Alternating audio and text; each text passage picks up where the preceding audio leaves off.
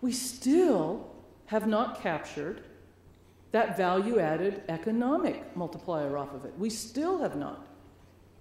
Back in 1990, we calculated in Sonoma County that if we took just the crops we grew right then, not a single extra acre of farmland or one single extra farm worker, just those crops, and started focusing on processing and packaging and handling and distributing and marketing to the degree possible within the county, we could add $1.5 billion to that county's economy every single year, year after year after year, just with the crops we were growing then.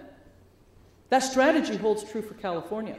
But the problem is, it's not going to happen until we start creating the infrastructure that can enable it.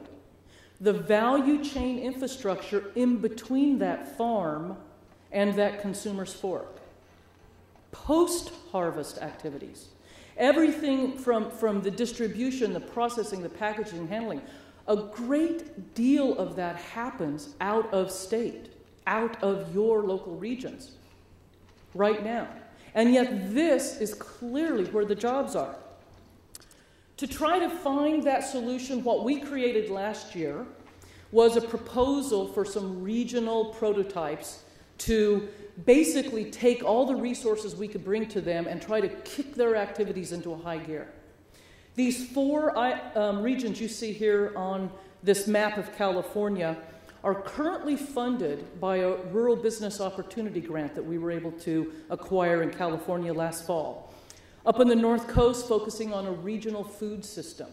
The North Sierras on biomass utilization. The Central Sierras on value-added livestock, and not just beef, but all kinds of livestock and everything related to it. And down in Southern California, renewable energy, as well as some value-added ag development.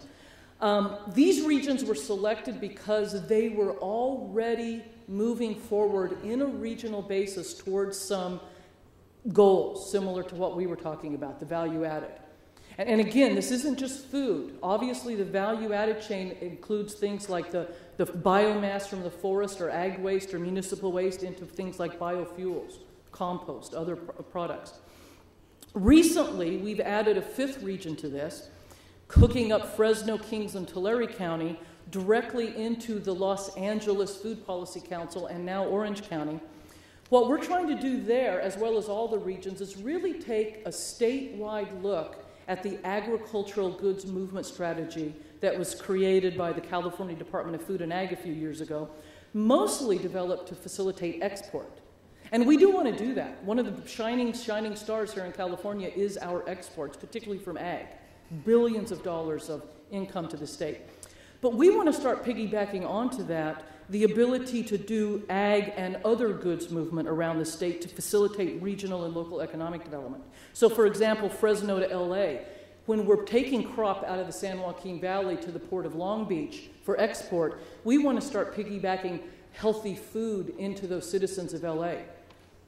And this is not just an economic development project, it's part of fighting food deserts as well. We're working closely with the California Endowment on trying to get healthy food, particularly into our school kids there who are fighting diabetes and obesity. This strategy is really aligned with something called economic gardening. We've tweaked it a little bit. Dan Ripke is actually much more the expert on economic gardening than me. But I think we've got the spirit of it in that we're focusing on existing businesses. We're also throwing in there opportunities for entrepreneurs, particularly as we identify those value chain infrastructure I mentioned. Where are the missing pieces of the value chain? Can an existing business come in there?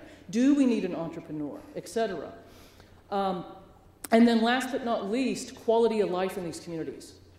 A big chunk of what makes our communities healthy and happy is those quality of life issues that makes people want to live and work in a community, makes the kids want to come back.